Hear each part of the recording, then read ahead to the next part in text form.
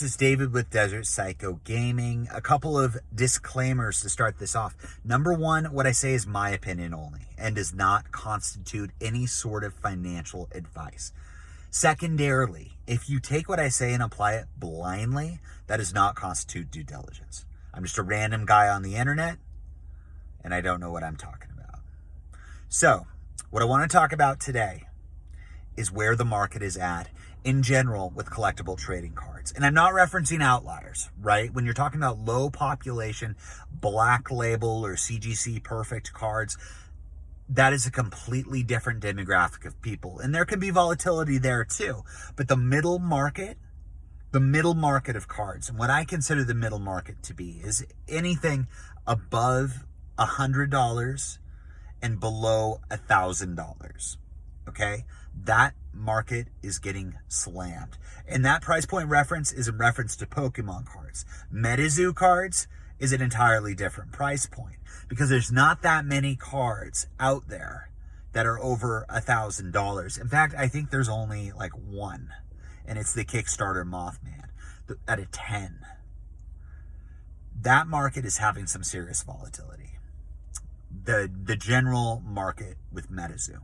Just like Pokemon, just like trading cards, everything is a little bit shaky right now because there's a tremendous amount of uncertainty in the broader economic markets of the world.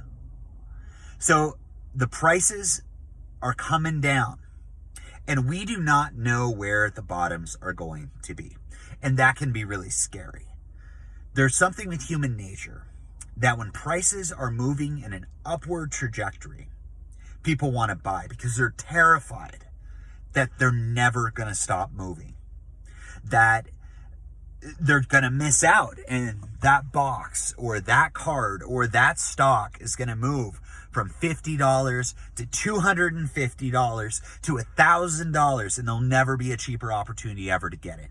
And then when prices are moving downward, there's a concern that it's going to go to zero, that they'll lose all their money. So do I sell? Do I need to sell? Do I need to lock in gains? Do I need to prevent additional losses? Well, here's the reality of it. Whether you're talking about cards, whether you're talking about real estate, whether you're talking about stock, any asset class has volatility. It will go up. It will retrace. A lot of these different card games.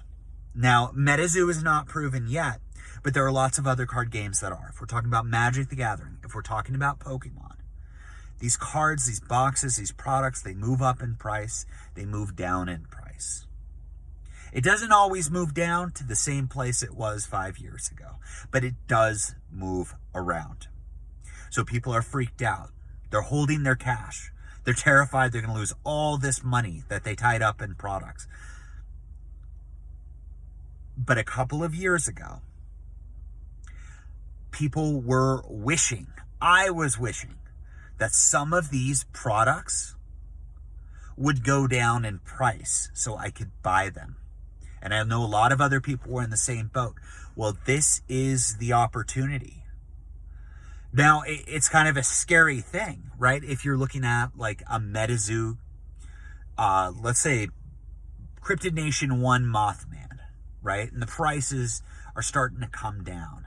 There was a card that sold for $180. They're normally selling for $350. Should you buy it if you can catch a card at that price? Well, I don't know. That's not an answer thing for me to answer. That's a question for you to answer. How much risk are you willing to stomach, right? With Metazoo or any kind of trading card game. There are products that you can buy that have consistent, stable performance over a very long period of time. They're going to go up, they're going to go down. You can get a 10% retracement and capture it then. But a lot of these products are going to retrace 50%. So if we're talking about Mothman, right? And you buy it now,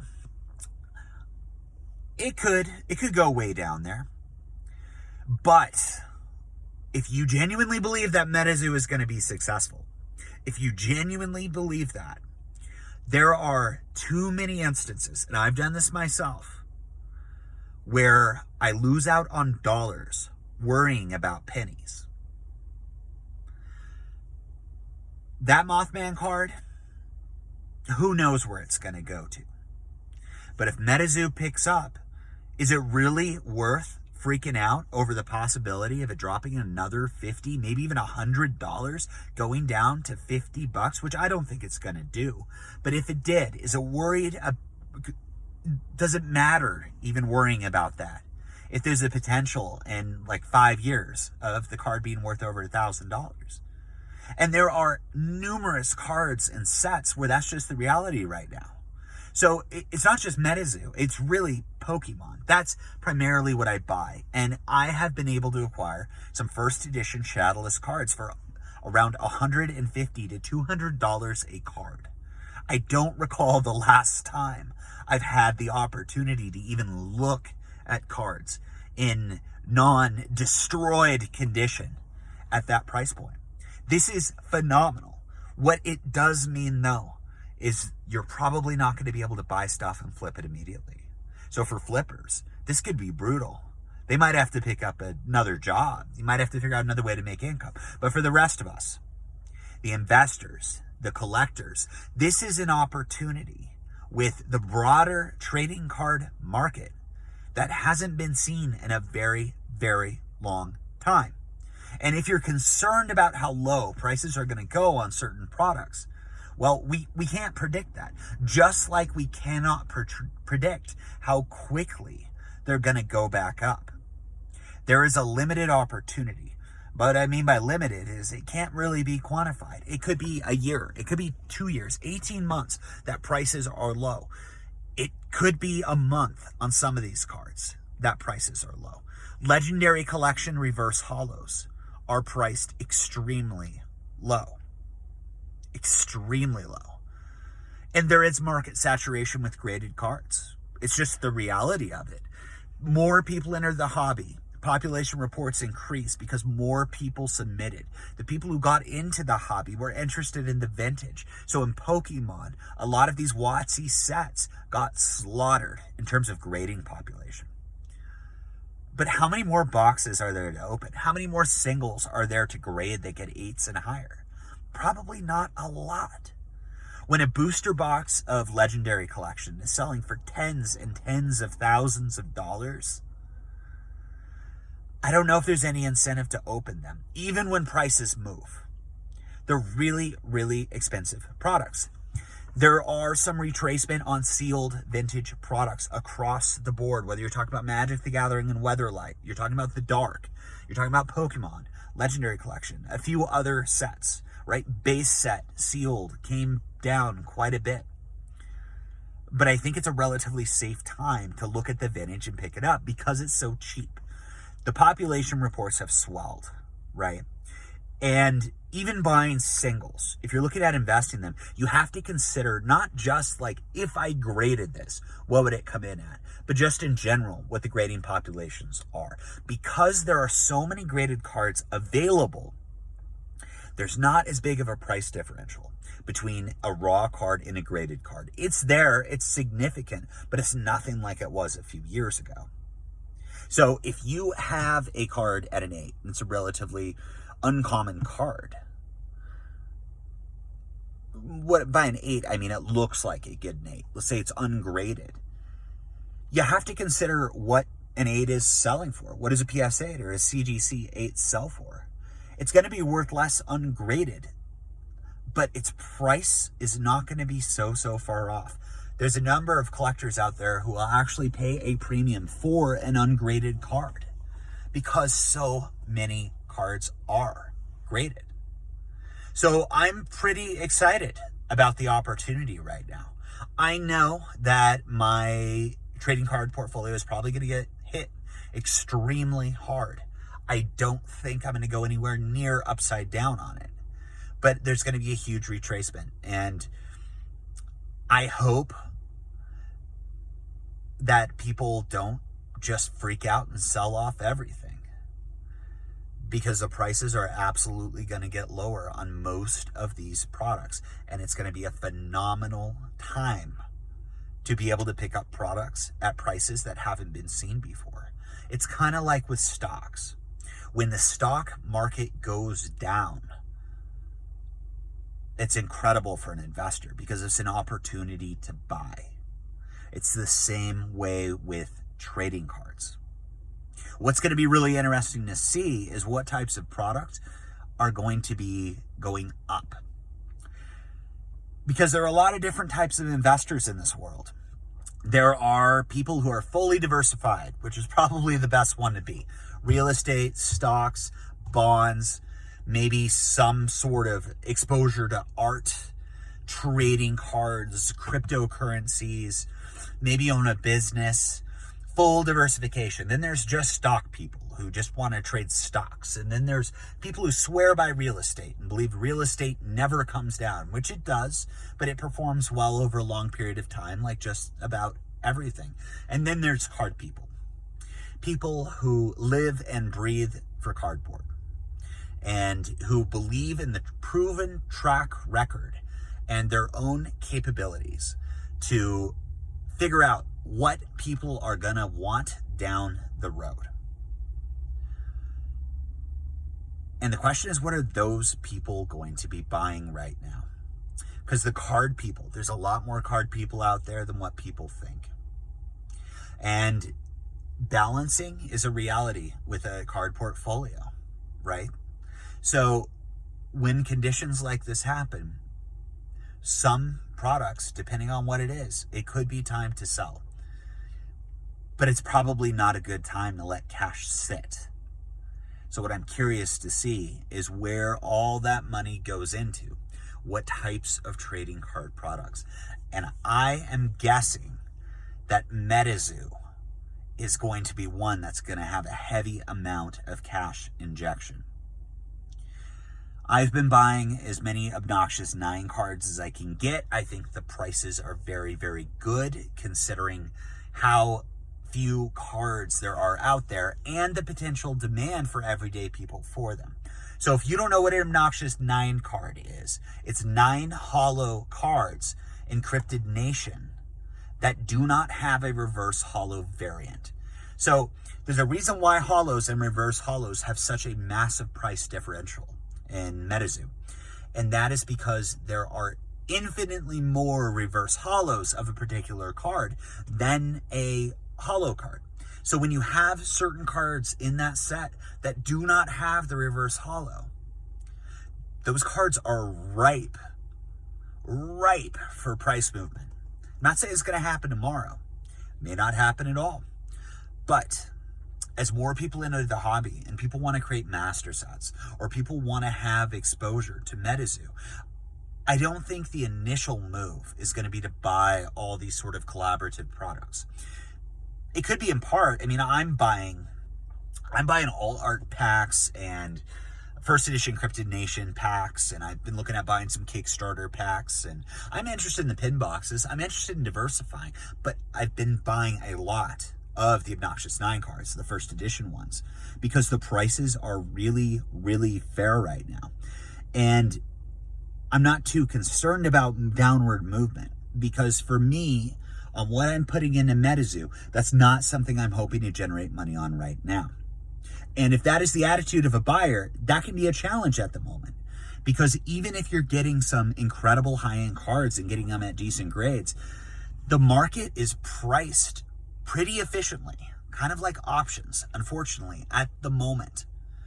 What I mean by efficiently is there's not going to be that big of a percentage return between the graded card and the ungraded card, unless you're getting perfect or black label 10s, and that is almost unpredictable.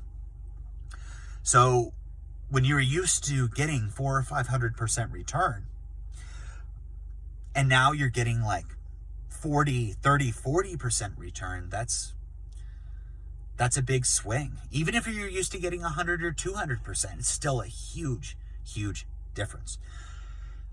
But right now, I am really, really excited to see what comes forth in the coming weeks in terms of pricing. I want to pick up a number of Pokemon cards. Shadowless First Edition base set, Legendary Collection, Delta Species, a lot of different First Edition cards, and if possible, some sealed product if the prices go down a little bit from XY. and Sun and Moon, certain Sun and Moon. I want to get some Cosmic Eclipse, more packs and more boxes. The set is phenomenal, but I wasn't comfortable at buying them where prices are at, or still where they're at, but I think there's a possibility for a big dump. In terms of Metazoo, like I said, I'm still staying the course because this is an investment for me, and it's a small percentage of the cards I have. It's an inconsequential amount. And I don't want to be worried about the pennies and missing out the dollars. That's the biggest thing. When I look back in 5 years, I don't want to be like, man, I was freaked out about saving $50, $200, $300, and I missed out on $500 or $1,000 return. Something worth mentioning, though, is when you're investing in sealed product and singles, a single box or a single card isn't going to change your life. Even if it appreciates massively, it's not going to change your life.